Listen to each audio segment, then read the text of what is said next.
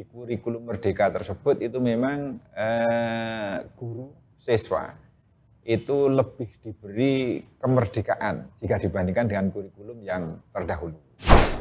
Politeknik Siber dan Sandi Negara itu sampai saat ini setiap tahunnya itu dia merekrut 100 orang. Pada saat event G20 kemarin yang kita lakukan, total setidaknya 150 orang personil keamanan siber yang diturunkan pada pelaksanaan event G20. Dalam menyiapkan talenta di bidang keamanan siber, apa sih Pak yang bisa dilihat, yang bisa diambil intisari dalam pengamanan KTT G20 sehingga bisa dikembangkan di lingkungan Poltek SSN? Cyberman, di tengah era digital seperti saat ini, perkembangan arus informasi dan transformasi digital begitu cepat. Perkembangan transformasi digital ini menghadirkan berbagai tantangan dan peluang yang ada di dalam ruang siber. Tantangan dan peluang ini menciptakan dua mata pisau yang berbeda, sehingga kita perlu untuk mengetahui bagaimana tantangan dan peluang serta ancaman yang ada di ruang siber. Periode 1 Januari hingga Desember saat ini, BSSN telah mencatat adanya 900 juta lebih anomali traffic yang dipantau oleh National Security Operation Center. 3 posisi teratas dari anomali traffic tersebut adalah infeksi malware, information leak, dan Trojan activity. Menyikapi fenomena tersebut, literasi keamanan digital perlu terus ditingkatkan, sehingga BSSN merasa perlu untuk memberikan literasi ruang siber di tengah-tengah masyarakat. Saat ini, Biro Hukum dan Komunikasi Publik BSSN melakukan gerakan nasional, menginisiasi sebuah gerakan nasional jaga ruang siber yang diharapkan akan di-launching oleh Presiden Jokowi pada HUT Persandian di 4 April 2023. Launching ini diharapkan bisa menjadi sebuah inisiasi gerakan nasional yang bisa menyentuh sendi-sendi kehidupan masyarakat, mulai dari tingkat pusat hingga ke tingkat daerah. Disiarkan langsung dari SMK Negeri 2 Surakarta, inilah podcast keamanan siber untuk masyarakat. Jaga ruang siber dengan tema talenta menjaga ruang siber.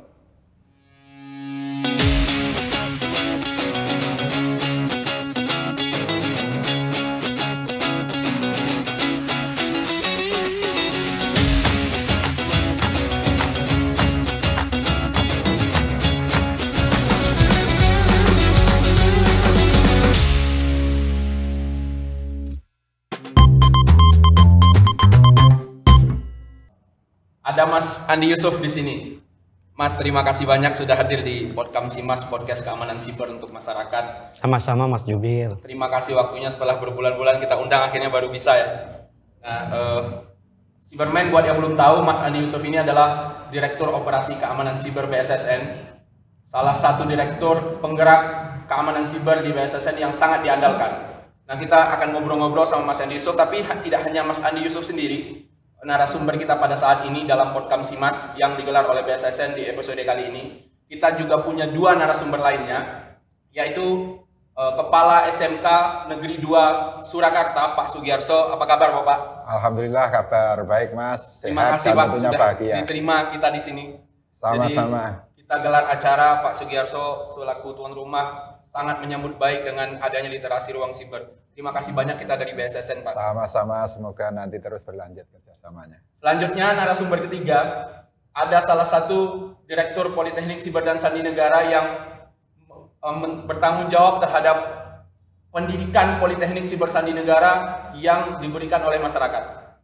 Ada 100 orang lulusan setiap tahun yang kita menjadi produk sumber daya manusia. Pak Cahyo Kurniawan, apa kabar Pak? Kabar baik, terima kasih. Terima kasih sudah datang jauh-jauh ke Solo dari Jakarta di tengah kesibukan, Pak. Mantap. Terima kasih. Jadi kali ini di episode Podcast Simas kali ini kita akan ngobrol seputar sumber daya manusia, baik dari sisi pendidikan sekolah menengah kejuruan di Indonesia, khususnya di Surakarta. Kita juga akan berbicara tentang pendidikan dan sumber daya manusia yang ada di BSSN, terutama saat pendidikan di Politeknik Siber dan Sandi Negara, dan juga bagaimana aplikasinya di kehidupan dan dunia nyata. Mas Andi, ya. Kita melihat bahwa sekarang transformasi digitalnya tumbuh. Kita lihat bagaimana perkembangan internet itu terus berjalan seiring dengan berjalannya bagaimana akses terhadap internet itu mudah digapai oleh masyarakat. Di satu sisi yang sering kita obrolin beberapa waktu yang lalu, internet ini punya tantangan dan peluang, punya ancaman dan juga punya peluang bagi masyarakat terutama pada umumnya. Ada 1.000 triliun lebih ekonomi digital kita yang tumbuh. 2025 kita prediksi ada 2.000 triliun lebih, artinya 2 kali lipat. Nah, bagaimana Mas Andi sebagai Direktur Operasi Keamanan Siber melihat tantangan dan peluang di keamanan siber ini? Ya, terima kasih Mas Jubir kaitannya dengan peluang dan tantangannya, terutama kita hadapkan pada kebutuhan SDM keamanan siber dan sandi ya. Berdasarkan data yang dikeluarkan oleh BSSN, setidaknya kebutuhan SDM keamanan siber dan sandi yang kita butuhkan, baik dari sektor industri maupun pemerintah, kementerian lembaga, total kalau tidak salah 1.800. Kalau kita pecah, 900 diantaranya kebutuhan untuk sektor industri. Maaf, 18.000 diantaranya untuk sektor industri, kemudian 8.250-an di sektor kementerian dan lembaga. Jadi memang gapnya masih sangat jauh kebutuhan SDM keamanan siber dan sandi di Indonesia. Nah, kebutuhan tersebut digunakan untuk menjawab tantangan di ruang siber. Salah satu bentuk tantangan adalah ketika sebuah transformasi digital berkembang sangat pesat, maka diikuti perkembangan dari ancaman siber itu sendiri. Nah, di situ letak permasalahannya. Jadi sesuatu yang berkembang sangat pesat, dalam hal ini transformasi digital, juga memberikan dampak ancaman siber yang berkembang secara cepat. Sehingga bagaimana kita bisa mengatasi ancaman siber yang semakin sophisticated, semakin canggih, semakin sulit terdeteksi. Nah, ini kita salah satu solusinya mau tidak mau harus sinergi dan kolaborasi, baik itu antar pemerintah, government to government, kemudian kepada akademisi, kemudian kepada bisnis atau industri, dan terakhir kepada komunitas atau masyarakat. Nah, dalam konteks SDM keamanan siber dan sandi, kita mau tidak mau juga harus melibatkan entitas lain untuk bisa mewujudkan sehingga tantangan yang tadi disebutkan di awal bisa diatasi karena adanya SDM keamanan siber dan sandi yang handal. Baik itu di level pendidikan menengah ya, menengah ada SMA, menengah atas, kemudian ada kejuruan, dan Bapak Kepala Sekolah SMK 2 ini kan juga hadir di sini, di mana produk-produk dari SMK 2 juga menjadi salah satu cikal bakal generasi SDM keamanan siber dan sandi. Jadi nanti kita bahas kupas tuntas kaitannya dengan peta okupasi sih itu. Tapi kita spoiler sedikit saja, mungkin itu dulu yang bisa saya jawab. Kata kuncinya adalah 2 ya. Kita kerjasama terhadap entitas dan kolaborasi. Ya, betul. Kita sebelumnya kalau kita tarik beberapa waktu belakangan, BSSN turut berperan aktif dalam pengamanan presidensi G20. Nah, kaitannya dengan sumber daya manusia sebenarnya dalam rangka mengamankan ruang siber, event internasional yang dihadiri kurang lebih 20 negara dengan berbagai rangkaian event yang panjang, berapa sih kebutuhan SDM yang harus diturunkan ke lapangan, yang harus ada di Jakarta atau harus ada, kalau G20 kan diselenggarakan di Bali, berapa sih sebenarnya kebutuhan SDM yang harus diturunkan? Harus diturunkan, ya. Berbicara keamanan siber di G20, tidak lepas dari siklus keamanan siber itu sendiri, Mas Jubir. Jadi kalau kita bicara siklus keamanan siber, tentu ada fungsi mulai dari identifikasi, proteksi, deteksi, maupun penanggulangan dan pemulihan. Nah, begitupun di pengamanan siber pada event G20. Semua fungsi itu harus ada. Jadi mulai dari fungsi identifikasi, kita melakukan katakanlah identifikasi atau uji kerentanan terhadap semua sistem elektronik terkait G20. Baik sistem elektronik yang digunakan di venue atau hotel maupun sistem elektronik yang digunakan di setiap eventnya. Kemudian dalam konteks deteksi, kita juga menggunakan perangkat-perangkat deteksi kita, baik itu yang dipasang di internet service provider, di pintu gerbang internet, maupun perangkat yang kita pasang ditempatkan di venue-venue, di main event acara, karena serangan juga bisa directly langsung ke tempat acara. Kemudian berbicara proteksi, kita juga menyiapkan perangkat-perangkat yang bisa melakukan blocking terhadap semua IP yang dianggap IP malicious yang menjadi sumber serangan. Kemudian dalam konteks skenario terburuk, kita menyiapkan tim CISET, tim respon dan penanggulangan ketika insiden siber terjadi pada event G20. Jadi dengan fungsi yang banyak itu, pada saat event G20 kemarin yang kita lakukan, total setidaknya 150 orang personil keamanan siber yang diturunkan pada pelaksanaan event G20 untuk mendukung menunjang pengamanan di 18 event rangkaian KTT G20 di 23 venue dan hotel. Setidaknya seperti itu, Mas Jubil. Ini kan menarik ya, itu Ya. sebenarnya kan bagaimana aplikasi sumber daya manusia di lapangan Ya. secara real. Dan kita nanti akan bahas lebih lanjut itu bagaimana Ya. pengamanan G20 sehingga masyarakat pada umumnya perlu tahu pengamanan siber yang dilakukan oleh BSSN itu sampai sejauh apa sih dari hulu ke hilir. Tapi sebelum itu saya mau ke Pak Cahyo. Pak, sebagai Direktur Politeknik Siber dan Sandi Negara, mungkin bisa bercerita sedikit kalau seandainya sumber daya manusia yang tadi disampaikan oleh Mas Andi Yusuf itu kan bagaimana aplikasinya di lapangan. Sebenarnya di Poltek itu disiapkan seperti apa sih Pak sehingga pengamanan G20 ini bisa sukses dilakukan oleh BSSN? Ya.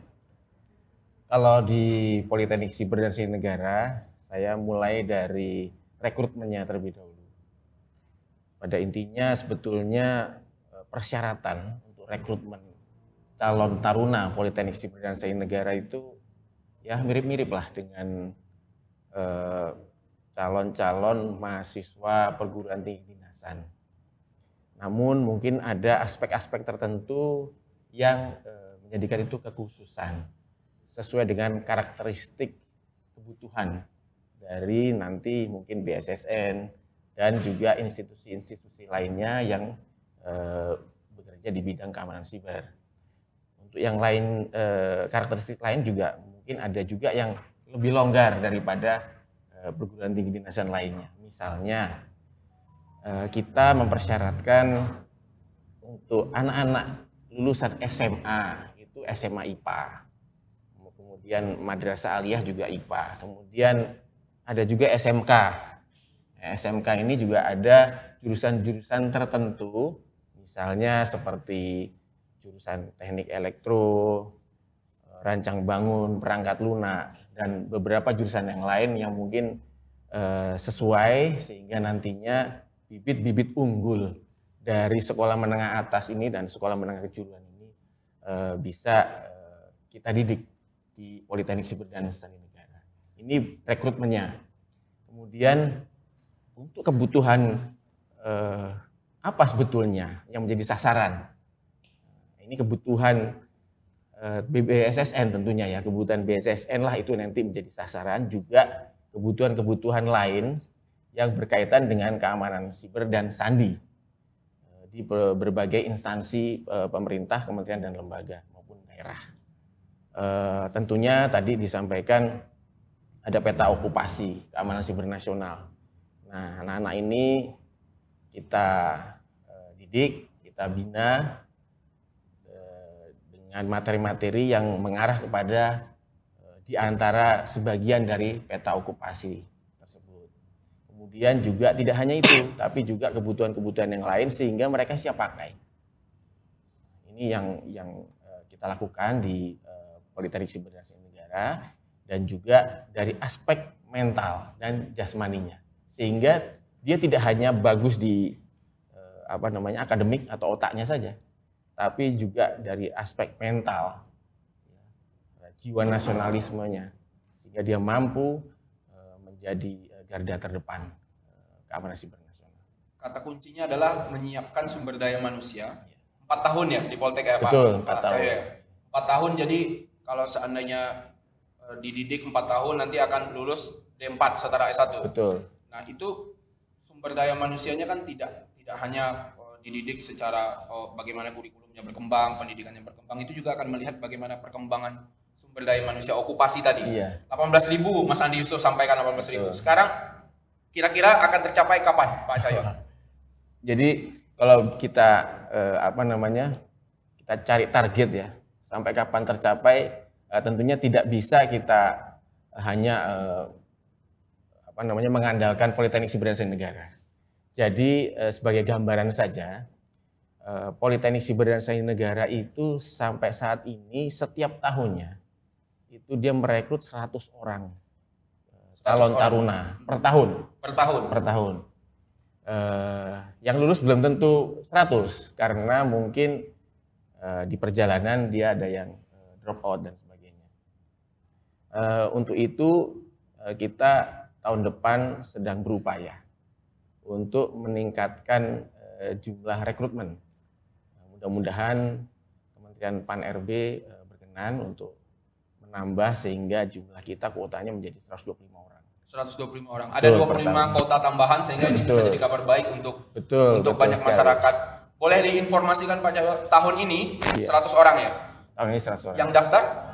Yang daftar sekitar 3.000 sekian orang. Sekitar 3.000 sekian orang. Betul. Artinya banyak harapan dari masyarakat, dari 3.000 orang hanya diterima 100. Dengan kotanya bertambah kita harapkan juga bisa memenuhi banyak keinginan dari masyarakat. Artinya banyak minat juga dari masyarakat, terutama tamat sekolah menengah kejuruan mungkin untuk bisa lanjut ke Politeknik Sumber dan Sandi Negara.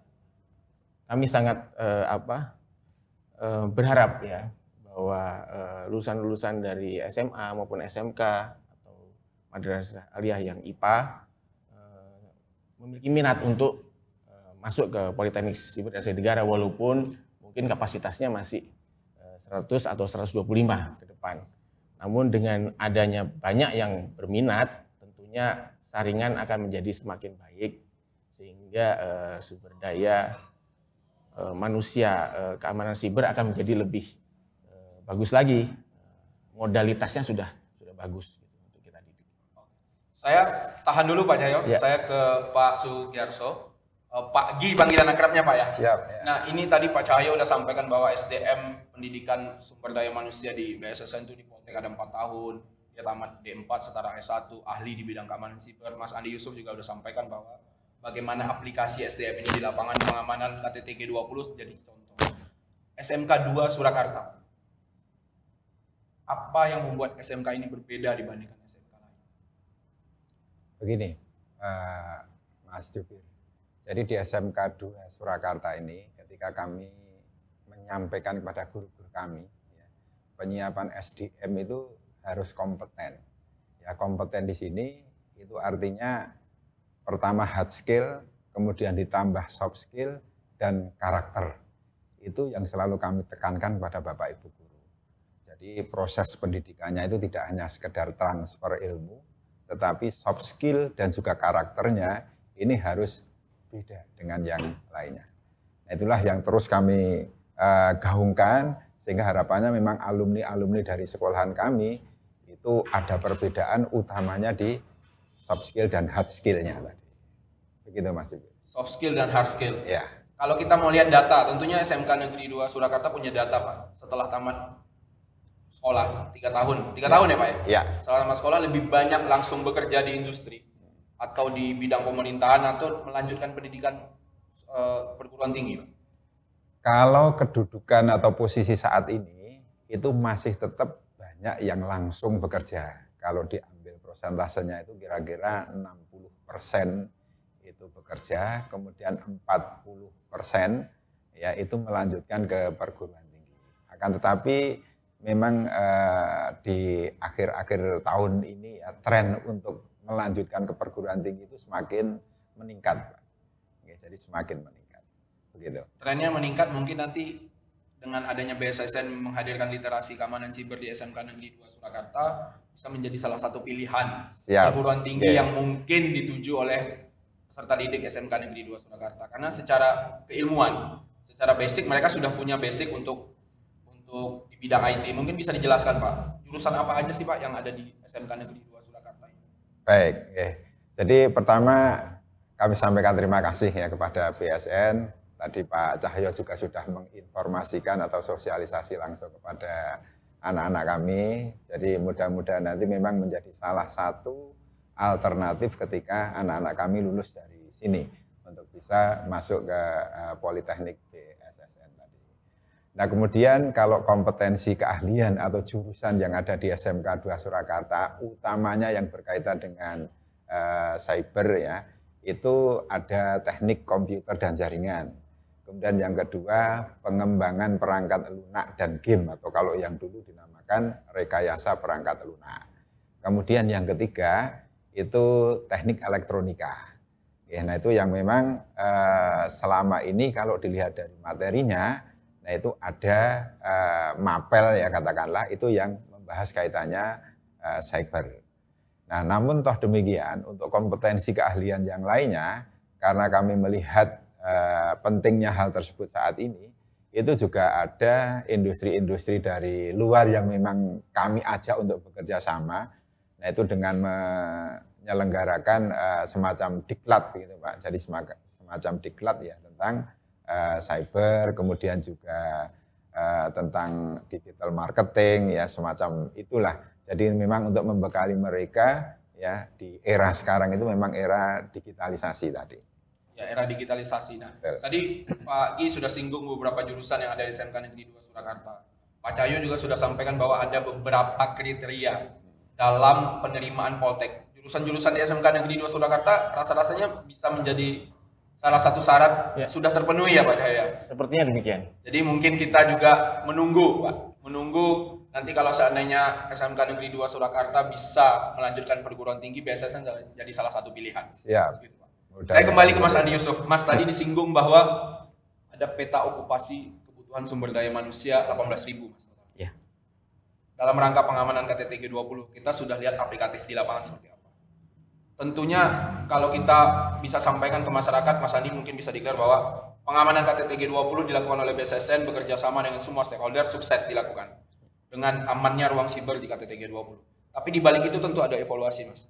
Bagaimana 18.000 ini sampai saat ini belum terpenuhi, tapi kita mencapai kepada taraf itu. Nah, apa yang dilakukan oleh Mas Andi Yusuf sebagai Direktur Operasi Keamanan Siber ke depan?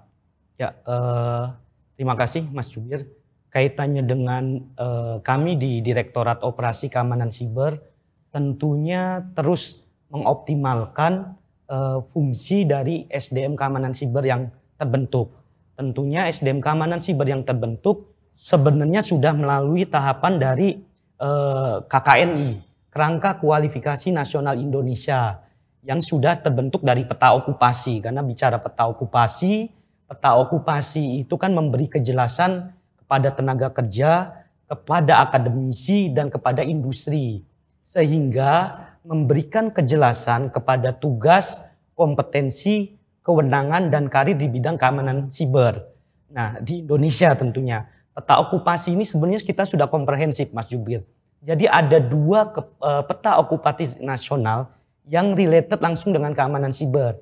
Yang pertama adalah peta okupasi nasional di bidang TIK.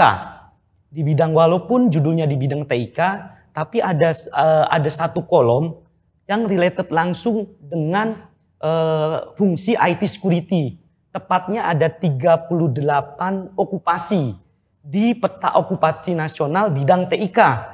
Sebelum peta okupasi nasional keamanan siber terbentuk ya sudah ada 38. Cuma memang dari 38 ini baru sedikit yang sudah ada SKKNI-nya. Sekitar 9 atau 12 kalau tidak salah. Tetapi itu sudah lengkap mulai dari KKNI level 1 sampai level 9. Di mana kalau SMK itu ada di KKNI level 2. Sedangkan lulusan dari Politeknik Siber dan Sandi itu ada di KKNI level 6. Jadi itu udah lengkap. Nah, kekurangan di peta okupasi nasional di bidang TIK diperkuat oleh BSSN dengan membentuk yang namanya peta okupasi nasional keamanan siber. Itu total setidaknya ada 30 peta okupasi ya. Di mana KKNI-nya memang spesifik dari level 5 sampai dengan level 9. Karena memang di sini kompetensi yang dimunculkan adalah yang memang dari lulusan D3. Mulainya dari D3 kemudian S1 berlanjut sampai dengan KKNI level 9. Nah terkait dengan hal itu tugas kami di Direktorat Keamanan Siber sebenarnya relatif lebih mudah. Karena ketika katakanlah lulusan SMK, terutama lulusan Politeknik Siber dan Sandi Negara, sudah sesuai dengan peta okupasi tersebut, ada di KKNI level 5 dan level 6, itu sudah sangat membantu tugas kami di lapangan. Misalnya kita ambil contoh di KKNI level 5 ya, itu kaitannya dengan cyber security itu ada yang namanya Junior Cyber Security, ada yang namanya Security Operation Center Operator, di mana itu sangat related dengan day by day activity di Direktorat Operasi Keamanan Siber untuk mengamankan uang siber. Belum lagi kalau bicara Politeknik Siber dan Sandi Negara itu KKNI level 6. Jadi situ sudah ada vulnerability assessment analis, kemudian juga sudah ada monitoring analis, kemudian juga sampai dengan cyber incident analis dan digital evidence katakanlah yang mengambil data-data bukti digital tersebut. Artinya mulai dari fungsi identifikasi, deteksi, proteksi, sampai dengan penanggulangan pemulihan di KKNI level 6 ini sudah terakomodir di lulusan Politeknik Siber dan Sandi Negara. Jadi kami hanya membentuk, sekali lagi membentuk dan membiasakan ketika di lapangan tidak semua hal ideal itu terjadi. Jadi harus ada beberapa justru malah kompetensi soft skillnya yang sering digunakan untuk mengatasi atau menyelesaikan sebuah masalah di lapangan. Mungkin itu saja, Mas Jubir, kaitannya dengan. Make sure, Mas Andi. Siap. Kalau di SMK itu level 2 ya? Level 2. Level 1, paling tinggi level 9. Level 9. SMK itu dari Direktorat Operasi Keamanan Siber itu level 2. SMK level 2. Poltek SSN itu setelah tamat kuliah itu level 6. Level 6. Nah, untuk mencapai level 9 itu ada berbagai pelatihan kah atau asesmen atau yang lain-lain? Iya, betul sekali. Ya, memang untuk mencapai dari level 6 sampai level 9, kita di Direktorat Operasi Keamanan Siber bekerja sama dengan Pusbang ya, Pusat Pengembangan SDM, BSSN selalu mengadakan latihan-latihan, baik itu sifatnya workshop yang jangka pendek maupun jangka panjang. Termasuk juga sertifikasi-sertifikasi untuk mengejar dari level 6 menjadi level 9. Termasuk juga pengalaman di lapangan itu membentuk dari level 6 sampai dengan level 9. Demikian, Mas Jubir. Jadi personil yang diturunkan oleh BSSN dalam pengamanan KTT G20 itu benar-benar sudah terlatih dan teruji di level 6 up ke atas. Siap. Karena dia sudah tamatan Poltek SSN. Poltek SSN. Dan melakukan berbagai incident handling dalam keamanan siber yang sebelumnya. Ya, betul. Itu yang bisa kita pastikan ya? Ya, benar. Baik, saya ke Pak Cahyo. Tadi Mas Andi jelaskan bahwa fakta di lapangannya ternyata berbeda, Pak. Dari apa yang didapat oleh Taruna dan Taruni ya, Pak. Kalau seandainya Poltek SSN. Fakta di lapangannya ternyata berbeda dari apa yang mereka pelajari. Ada berbagai hal yang ternyata tidak lurus-lurus saja, Pak. Jalannya ternyata belok-belok. Nah, kalau di Poltek SSN itu bagaimana sih, Pak? Kita menyiapkan sumber daya manusia sehingga yang bisa kita pastikan adalah ketika mereka lulus dari Poltek itu, SDM-nya siap pakai. Sehingga ini bisa menjadi tugas yang lebih ringan bagi Mas Andi Yusuf selaku direktur dan teman-teman lain untuk menggunakan sumber daya manusia ini agar keamanan siber Indonesia benar-benar terjamin. Ya, betul sekali tadi disampaikan oleh Mas Andi Yusuf ya, bahwa memang hasil lulusan dari Poltek SSN itu tidak sepenuhnya siap pakai memang, namun demikian mereka sudah dibekali dengan berbagai skill, berbagai pengetahuan yang tadi ada di level 6 tadi. Tentunya kami berupaya terus untuk mengembangkan pendidikan sehingga sesuai dengan perkembangan IT itu sendiri, perkembangan kebutuhan, dan tentunya bekerjaan dengan spektrum ancaman siber yang terus-menerus semakin meningkat dan berkembang ya. Yang pertama tentunya pengembangan kurikulum. Jadi selama ini kita berupaya terus untuk menyesuaikan kurikulum, mengadakan perubahan, penyesuaian ya, untuk sehingga mereka nantinya diharapkan bisa siap pakai, menyesuaikan dengan kebutuhan dari BSSN dan kementerian lembaga atau pemerintahan daerah yang lain. Kemudian juga di samping pengembangan kurikulum, tadi disampaikan kita juga mengadakan kerjasama. Jadi yang disampaikan oleh Mas Andi Yusuf tadi kita sebut sebagai Quad Helix. Kerjasama antar akademisi, kemudian industri, pemerintah, dan tentunya komunitas. Ini semua kami lakukan, termasuk dengan berbagai industri-industri yang kira-kira nanti sangat berkaitan. Juga kami melaksanakan kerjasama antar perguruan tinggi, saling sharing materi perkuliahan. Misalnya dengan ITB, UGM, kemudian Telkom University. Bahkan kami saat ini sedang melaksanakan penjajakan dengan perguruan tinggi di Korea Selatan. Seperti Busan University dan kemudian juga Kangwon University. Nah, mudah-mudahan ini bisa kita realisasikan sehingga ke depan sumber daya manusia, keamanan siber dan sandi ini bisa lebih meningkat lagi dan lebih maju sesuai dengan tuntutan kebutuhan dari BSSN. Jadi kerjasamanya sebenarnya udah terjalin cukup banyak ya Pak? Betul sekali. Jadi tidak hanya di antar universitas di Indonesia, tapi juga di berbagai universitas di luar negeri. Betul. Korea Selatan salah satunya. Nah, ini kan juga jadi harapan. Ada pertukaran sumber daya manusia, tadi disinggung ada pertukaran kurikulum mungkin, atau sharing knowledge. Terus bagaimana SDM-nya juga mungkin bisa, kalau kita lihat di universitas pada umumnya gitu, UI, ITB dan lain-lain, kan mereka biasanya sering tuh di semester 6, di tahun ketiga mengirim mahasiswa atau mahasiswinya ke kampus luar. Terus kampus luar mengirim balik mahasiswinya untuk belajar di Indonesia. Nah, Alltech akan menerapkan itu nggak Pak ke depan? Atau sudah sebenarnya? Kita dalam penjajakan dengan pihak Korea Selatan. Kemudian tadi dijelaskan tentang kerjasama perguruan tinggi di luar negeri. Selain Korea, kita juga kerjasama dengan perguruan tinggi yang lainnya, sehingga seperti peningkatan kapasitas dosen misalnya. Itu juga dosen-dosen Poltek, misalkan dia kuliah di luar negeri untuk menjadi doktor gitu, kuliah S3 ya di Inggris, kemudian di Amerika dan di negara-negara lainnya yang kira-kira perguruan tingginya cukup ternama lah ya. Sehingga nanti ke depan dosen-dosen pun juga berkembang. Artinya kurikulum berkembang, materi berkembang, dosen juga mengikuti berkembang, sehingga sumber daya manusia yang kita didik juga akan tidak ada salah satu sektor yang ketinggalan dibandingkan sektor yang lain. Ini menarik Pak. Saya ke Pak Gi selaku Kepala Sekolah SMK Negeri 2 Surakarta. Kalau tadi dari Pak Dir Poltek dan Mas Andi Yusuf singgung peta okupasi nasional. Tentunya SMK Negeri 2 juga punya peta Pak. Peta bagaimana besarnya penerimaan kerja setelah siswa-siswi lulus dari SMK Negeri 2 Surakarta. Mungkin punya peta juga mengarahkan mereka ketika mencari kerja untuk masuk ke industri A, industri B, industri C gitu.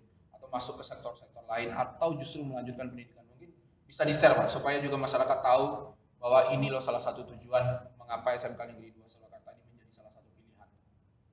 Siap. Jadi secara umum tadi kami sampaikan untuk alumni kami yang melanjutkan ke perguruan tinggi kurang lebih 40%. Kemudian untuk yang langsung bekerja itu kurang lebih 60%. Ya. Nah kemudian terkait dengan keberlangsungan pendidikan itu sendiri ya, itu memang saat ini di SMK itu kan menggunakan kurikulum merdeka yang namanya kurikulum merdeka ya Pak ya. Di kurikulum merdeka tersebut itu memang guru siswa itu lebih diberi kemerdekaan jika dibandingkan dengan kurikulum yang terdahulu. Nah sebagai contoh misalnya di kurikulum 2013 atau kurikulum sebelumnya itu ada yang namanya ujian nasional gitu ya. Jadi ujian nasional. Jadi anak ketika mau lulus itu harus mengikuti ujian nasional. Nah di situ nanti anak itu akan ditentukan bisa lulus atau tidak dari SMK ataupun jenjang SLTA gitu. Nah di kurikulum merdeka itu tidak demikian lagi. Ya jadi artinya bahwa anak ya itu istilahnya tidak diuji dalam rangka dia itu harus lulus atau tidak ya. Nah kan tetapi justru penilaian yang dilakukan itu adalah sekolahnya. Gitu. Jadi melalui asesmen nasional. Gitu. Jadi melalui asesmen nasional. Nah kemudian lagi bahwa dalam rangka untuk menyesuaikan kebutuhan industri saat sekarang ini, mapel-mapel yang harus diberikan kepada anak-anak. Nah itu juga istilahnya sekolah diberi kebebasan. Sekolah bisa bekerja sama dengan industri, nah kemudian kebutuhan industri itu seperti apa, itulah nanti yang harus disampaikan kepada anak-anak. Itu nggak, jadi tidak saklek lagi seperti yang dulu, misalnya sudah diatur ini mapel ini, harus mapel ini, harus mapel ini, tidak lagi seperti itu. ya, maka sekolah itu diberi kebebasan, silahkan mencari industri pasangan. Industri tersebut nanti butuh apa, bisa dimasukkan sebagai mapel ya yang harus dipelajari oleh anak-anak. Itu. Nah ini menarik Pak. Jadi ada kerjasama berarti. Betul. Kerjasama tidak. Apakah kerjasamanya juga hanya kepada industri atau ke sektor pemerintah juga kerjasama Pak? Bisa. Ya. Jadi memang membuka kerjasama seluas mungkin. Artinya dengan pemerintah ya, itu misalnya melalui PUPR ya. Nah itu kan juga melaksanakan uji kompetensi juga. Kemudian dengan perguruan tinggi ya, demikian juga kami juga digandengkan dengan UGM ya. Ini khusus untuk yang kompetensi keahlian rekayasa perangkat lunak tadi. Nah ini yang notabene juga berkaitan dengan cyber tadi. Ketika mereka melakukan mungkin di tingkat atas, ada PKL ya Pak ya? Ya. Ada PKL di industri itu biasanya berapa bulan Pak? PKL dengan industri, dengan kurikulum Merdeka ini itu minimal 6 bulan. 1 semester berarti ya? Iya, 1 semester. Dan mereka tidak perlu masuk sekolah, jadi diganti PKL-nya ke tempat mereka melakukan PKL. Betul sekali. Nah, artinya akan banyak kerjasama dengan industri atau beberapa industri saja Pak yang dipilih.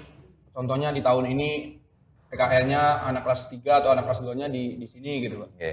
Jadi di kurikulum Merdeka ini PKL itu dilaksanakan bagi anak-anak atau siswa kelas 12 ya atau kelas 3. Jadi kelas 3. Nah tentunya bahwa industri pasangan kami ya itu harus sedapat mungkin nanti bisa menampung jumlah siswa yang kami miliki kan gitu. Nah, karena jumlah siswa kami itu banyak, otomatis industri pasangan kami juga harus banyak ya, karena memang rata-rata industri itu bisa menampung anak-anak kami untuk PKL ya. Nah itu hanya berkisar mungkin ada yang 5 ya. Mungkin paling banyak itu hanya 7 semacam itu. Nah sehingga memang harus dibutuhkan industri pasangan yang banyak. Ya, karena jumlah siswa kami kalau secara keseluruhan di satu tingkat ya, di tingkat 12 ya, itu ada 806. 806. Oke, itu di per tingkatnya. Gitu, sehingga jumlah industri yang kami butuhkan juga banyak. Nah, saya kembali ke Mas Andi. Mas, tadi dijelaskan bahwa di SMK ternyata ada PKL 1 semester sekarang di kurikulum Merdeka. Mereka mungkin juga ada ungkapan yang menarik ketika PKL-nya di industri A, biasanya setelah selesai sekolahnya akan kerjanya di industri tersebut. Ada korelasi karena industrinya sudah mengenal bagaimana keahlian mereka. Nah, kalau kita di BSSN, terutama di sektornya Mas Andi, kerjasama sumber daya manusia dalam bidang keamanan siber dengan sektor-sektor apa aja, stakeholder pemerintah? Ya, terima kasih Mas Jubir. Jadi di Direktorat Operasi Keamanan Siber kita selalu melakukan sinergi dan kolaborasi, termasuk dari area pengembangan SDM.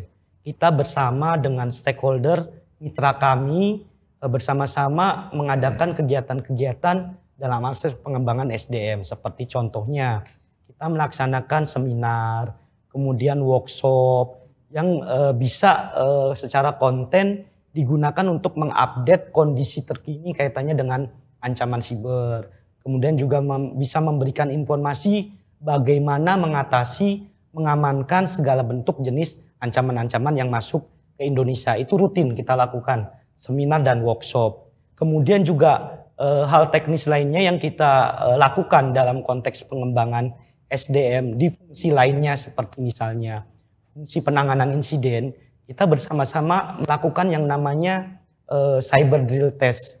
Cyber drill test itu semacam simulasi penanganan sebuah insiden siber yang dilakukan secara kolaboratif ya. Jadi baik dari BSSN maupun stakeholder bersama-sama ketika ada insiden siber, langkah satu demi satu yang dilakukan apa, nah itu disimulasikan dalam program cyber drill test tersebut. Kita juga mengadakan yang namanya cyber top exercise untuk level manajerial dalam konteks pengambilan keputusan ketika ada sebuah insiden siber. Nah itu juga bagian dari pengembangan SDM. Bukan hanya di level teknis, tetapi di level manajerial kita bersama-sama untuk mengembangkan SDM di bidang keamanan siber. Selain itu juga kita ada fungsi semacam Security Operation Center. Nah ketika stakeholder juga memiliki hal yang sama, biasanya kita akan melakukan pertukaran informasi ancaman siber. apa yang dideteksi BSSN akan di-sharing atau dibagikan ke Security Operations Center milik stakeholder. Nah, dalam area itu juga dilakukan pengembangan SDM.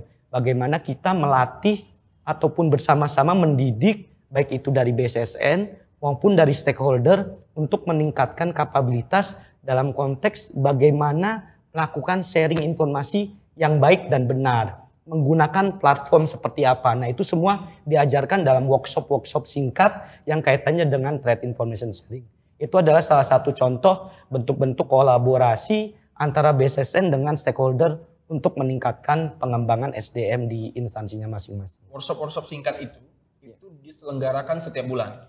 Setiap bulan. Atau bahkan setiap minggu mungkin? Setiap bulan, saat ini setiap bulan. Setiap bulan. Tapi kalau untuk communication check itu semacam melatih kesiapsiagaan, itu bisa mingguan. Kita lakukan terhadap ciset-ciset yang sudah terbentuk di stakeholder. Jadi sebenarnya kalau kita lihat, Mas Andi, ruang siber itu kan terus disampaikan kepada masyarakat. Ya, ada National Security Operations Center. Ya, betul. Benar ya? Benar. Nah, itu pemantauan ruang siber yang ada di Indonesia yang dilakukan oleh BSSN. Kita melihat adanya anomali traffic. Iya. Nah, anomali traffic tahun ini datanya adalah Januari sampai Desember 900 juta lebih. Iya. Tahun kemarin ada 1,6 miliar anomali traffic. Benar ya? Iya, betul. Nah, itu terlihat bahwa pentingnya kerjasama antar stakeholder. Karena juga anomali traffic ini yang mungkin Mas Andi bisa sharing bahwa dari pantauan anomali traffic kita mengirimkan notifikasi, kita bekerja sama dengan stakeholder. Nah, apa yang diharapkan oleh BSSN dari pantauan ini sehingga pengamanan ruang siber ini benar-benar utuh? Jadi yang diharapkan oleh BSSN khususnya di Direktorat Operasi Keamanan Siber, jadi hasil dari pengiriman notifikasi yang kita lakukan diharapkan dilakukan tindak lanjut. Tindak lanjutnya berupa apa? Berupa penanganan terhadap anomali traffic tersebut. Sehingga yang tadinya anomali traffic tidak benar-benar menjadi sebuah serangan siber. Karena kan kalau bicara anomali traffic itu sinyal ya, kayak karakteristik. Bisa jadi itu baru percobaan, bisa jadi memang sudah ada yang berhasil masuk. Nah, yang menjadi percobaan ini kan bisa menjadi upaya antisipasi. Sebenarnya sangat penting nih untuk menindaklanjuti notifikasi yang kita berikan. Nah, bagi yang memang sudah terdeteksi oleh BSSN ini menjadi sebuah serangan siber yang masuk ke infrastruktur milik stakeholder, nah kami bersama-sama melakukan segera responsif, langkah cepat untuk bisa menanggulangi dan memulihkan serangan siber tersebut. Nah, hal ini sangat penting. Jangan sampai serangan siber yang sudah terlanjur masuk menginfeksi ke lebih banyak area atau lebih banyak mesin terdampak atau perangkat terdampak. Nah, ini sangat penting. Sehingga kami berharap notifikasi yang diberikan setidaknya segera ditindaklanjuti. Nah, target kami di tahun depan notifikasi yang sifatnya yang jumlahnya banyak itu sampai ribuan itu harapannya minimal 50% lebih itu ditindaklanjuti karena itu sangat penting sebagai bagian dari upaya antisipatif terhadap sebuah kemungkinan terjadinya insiden siber. Harapannya mungkin tahun depan bukan hanya 50% ya. Ya, harapannya tapi setiap notifikasi yang menjadi alert oleh BSSN menjadi perhatian bersama kita. Betul. Semua stakeholder. Ya. Nah, yang menjadi kata kunci adalah tadi Mas Andi singgung anomali traffic belum berarti itu merupakan serangan. Ya. Itu menjadi kata kunci agar Betul. tidak terjadi misleading information. Misleading information. Nah, ya. Selanjutnya adalah notifikasi akan dikirimkan setiap hari kepada semua stakeholder yang diduga mengalami anomali traffic. Ya. Menariknya adalah G20 gimana, Mas? G20 menarik memang. Kalau G20 karena memang dari awal yang kita tekankan ini sinergi kolaborasi, komunikasi di lapangan, sehingga pada saat dilakukan pengamanan, proses mulai dari anomali traffic terdeteksi sampai kita menerbitkan notifikasi itu ditindaklanjuti secara cepat oleh pemangku kepentingan, dalam hal ini stakeholder terkait. Karena memang di awal sudah kita komunikasikan kaitannya dengan bahwa ini event internasional, membawa nama baik bangsa Indonesia, sehingga hal-hal yang kita terdeteksi di G20 kaitannya anomali traffic menjadi sebuah priority level ya, prioritas level yang tinggi gitu tentunya, yang harus segera ditindaklanjuti notifikasinya. Dan kita pun tidak hanya bersurat, jadi ini ekstra usahanya lebih keras. Jadi kita melakukan safari katakanlah bukan hanya Ramadan safari, tapi di G20 juga kita safari berkunjung kepada setiap pemangku kepentingan untuk menjelaskan bahwa BSSN hadir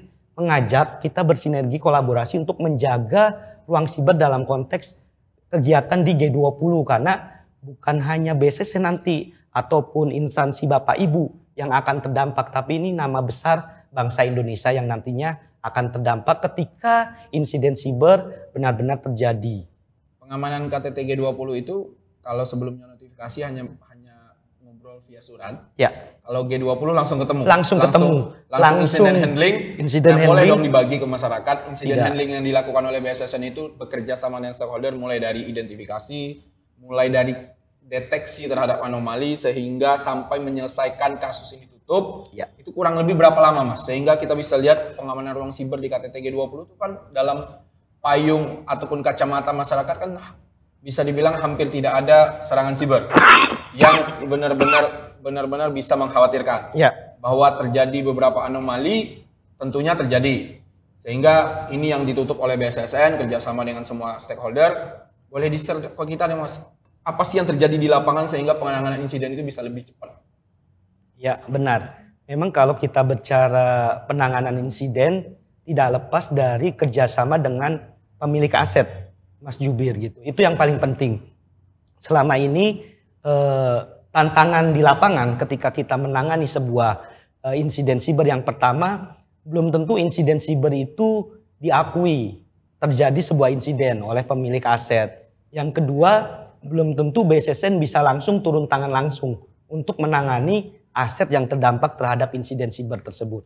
Nah, khusus G20 kita sepakat, kita melakukan sinergi kolaborasi. Nah, tantangan-tantangan atau obstacle yang ada di lapangan di G20 alhamdulillah bisa kita atasi sehingga proses penanganan insiden siber bisa dilaksanakan secara cepat. Karena bukan hanya BSSN yang turun, tetapi pemilik aset ataupun sistem elektronik juga kita ajak untuk turut serta menangani, merespon, dan memulihkan insiden siber tersebut. Sehingga prosesnya bisa sangat cepat. Adapun keterlambatan karena memang kita menyesuaikan bahwa event G20 kan juga memiliki protokoler.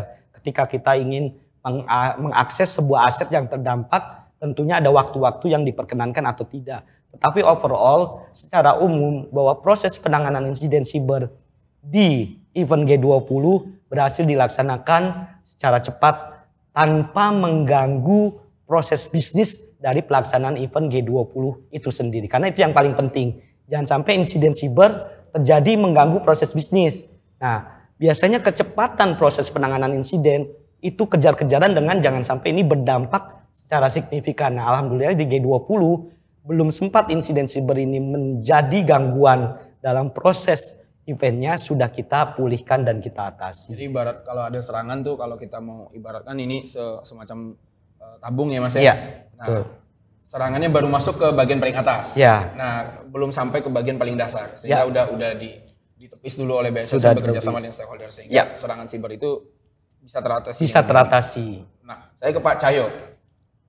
Tentunya akan ada evaluasi terhadap pengamanan KTT G20 yang dilakukan oleh Mas Andi dan kawan-kawan. Ini juga akan bisa menjadi bahan pembelajaran, bahan evaluasi bagi Poltek SSN dalam menyiapkan talenta di bidang keamanan siber. Apa sih, Pak, yang bisa dilihat, yang bisa diambil intisari dalam pengamanan KTT G20 sehingga bisa dikembangkan di lingkungan Poltek SSN? Ya, jadi sebagaimana karakteristik dari Politeknik Siber dan Sandi Negara ini adalah pendidikan tinggi vokasi. Memang akan lebih banyak praktek. Jadi prakteknya mungkin sekitar 60% daripada teorinya yang 40%. Sehingga ini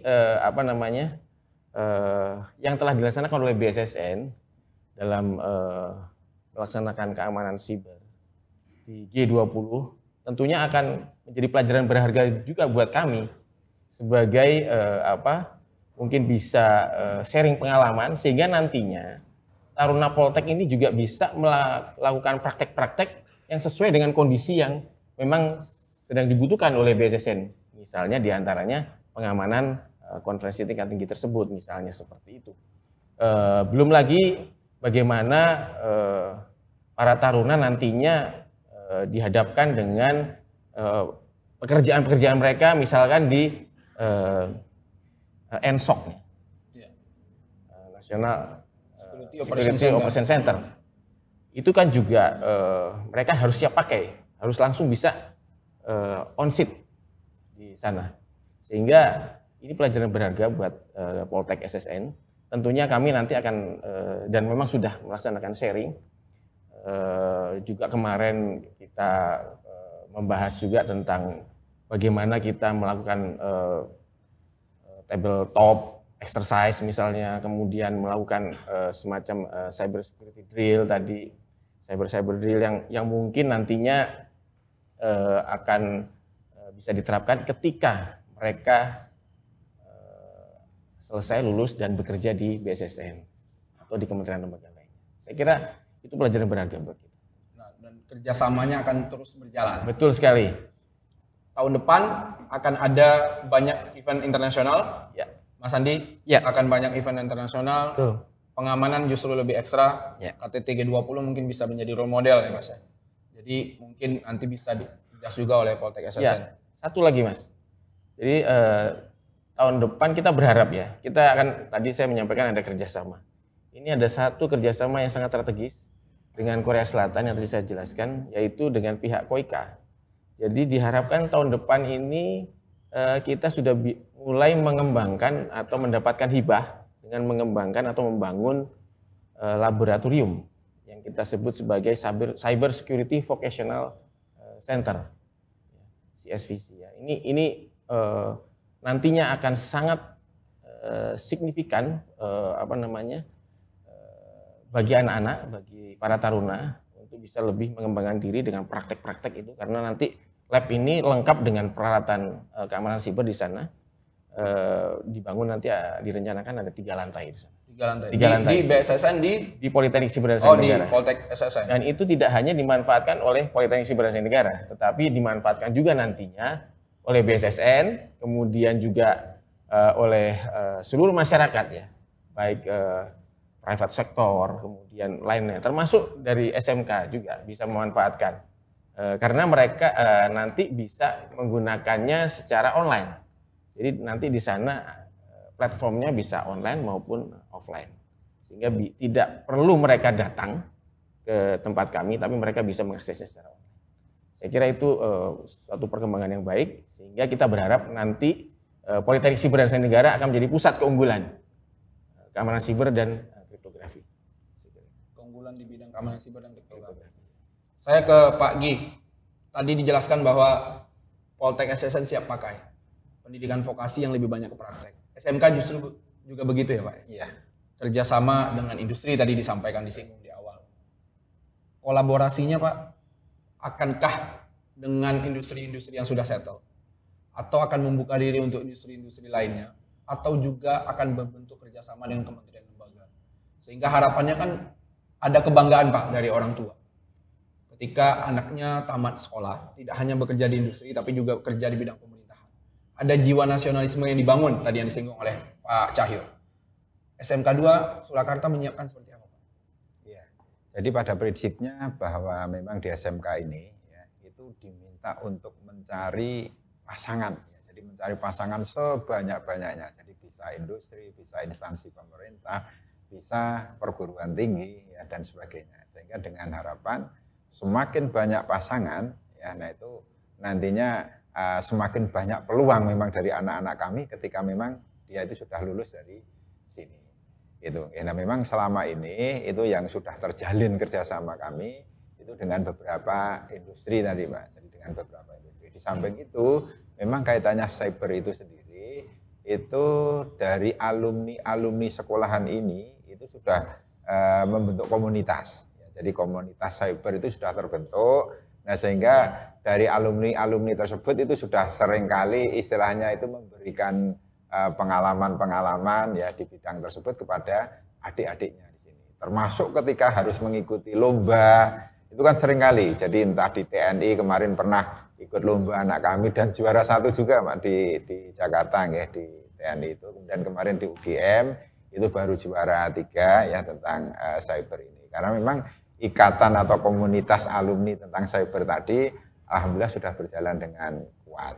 Nah, semakin nanti banyak pasangan ya dari kami, harapannya alumni-alumni kami akan banyak peluang dan akhirnya bisa terserap ya memang sesuai dengan tujuan atau keinginan mereka. Pertanyaan menarik Pak, susah nggak sih Pak lolos masuk SMK Negeri 2 Surakarta? Nah gini, ya, jadi untuk masuk ke SMK 2 Surakarta ini rata-rata animo ya itu setiap tahunnya itu berkisar 2.000 orang? 2.000 orang. Ya, kemudian daya tampung kami secara keseluruhan nah itu memang hanya 800. Ya, jadi 800 siswa. Jadi lebih dari 50% akan tidak lolos. Iya, betul. Ya, jadi lebih dari 50% tidak lolos. Nah, kemudian kalau dilihat dari grade nilainya, ya, jadi grade nilainya untuk yang TKJ kemudian rekayasa perangkat lunak tadi ya.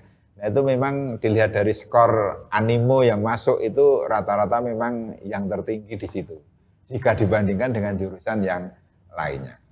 Jadi memang dari inputnya sudah beda rata-rata anak yang memilih di TKJ kemudian juga di rekayasa perangkat lunak. Kalau di SMK Negeri 2 Surakarta Pak Cahyo ya, lebih dari 50% akan kepental. Poltek tadi 100 orang, 3.000 orang yang daftar. 3.000 lebih. Nah, ini juga menarik Pak Cahyo.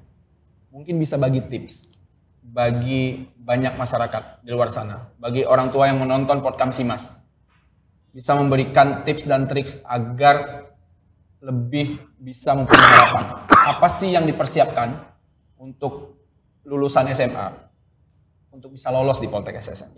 Ya tentunya pertama SMA-nya harus SMA IPA dulu ya. SMA IPA, kemudian Madrasah Aliyah IPA, ya. Kemudian juga SMK ya, SMK dengan jurusan-jurusan tertentu yang tadi kita bahas bersama. Selain itu mungkin mulai awal sudah dipersiapkan mungkin dari matematikanya, kemudian bahasa Inggris ya, karena kebetulan persyaratannya matematika dan bahasa Inggris itu nilai rapot per semesternya itu memang harus 80 ke atas. Jadi tentunya itu karena mendukung nanti dalam proses perkuliahan. Kemudian juga ada mata pelajaran yang lain yang mungkin bisa turut mendukung. Misalnya kalau di sekolah menengah atasnya ada komputer ya, kemudian fisika, karena fisika ini juga penting sebetulnya. Fisika dan biologi itu juga sebenarnya ada irisan ya dengan mata kuliah yang ada di Politeknik Sipil dan Sains Negara. Misalnya kalau fisika itu kriptografi ya. Kriptografi itu ada yang kita kenal sebagai post quantum kriptografi. Kuantum ini, teori-teori kuantum ini ada di pelajaran fisika. Gitu ya. Jadi mata pelajaran itu mungkin perlu disiapkan oleh calon-calon taruna ya, dari anak-anak yang sekarang sedang sekolah di SMA atau SMK. Juga selain itu mental ya, karena pengalaman kami mendidik anak-anak itu selama 4 tahun di sana, itu kan diasramakan, jadi mereka menginap di sana, kemudian mereka tinggal jauh dari orang tua, kemudian mereka tentunya kan ada perasaan kangen dan lain-lainnya. Kalau istilah anak jaksanya mental health, Pak. Nah, itu dia. Ya. Kemudian mereka harus bergabung dengan rekan-rekannya, ya, sehingga tentu akan mungkin ada semacam shock culture di sana. Nah, mereka harus mempersiapkan diri itu. Jadi ada kebinekaan di Poltek SSN dari ujung timur Indonesia sampai ujung barat Indonesia. Betul sekali. Semuanya ada di Poltek. Sehingga nantinya kami berharap kalau mereka bisa mempersiapkan diri secara mental, kemudian fisik jasmaninya juga nih, walaupun nggak seperti Akmil, Akpol ya, angkat AAL dan AAU. Kita tidak mempersyaratkan fisik yang terlalu hebat ya. Namun demikian fisik itu perlu didukung. Karena apa? Dengan fisik yang bagus tentunya nantinya dia akan tidak mengalami kesulitan pada saat perkuliahan. Jangan sampai dia sakit.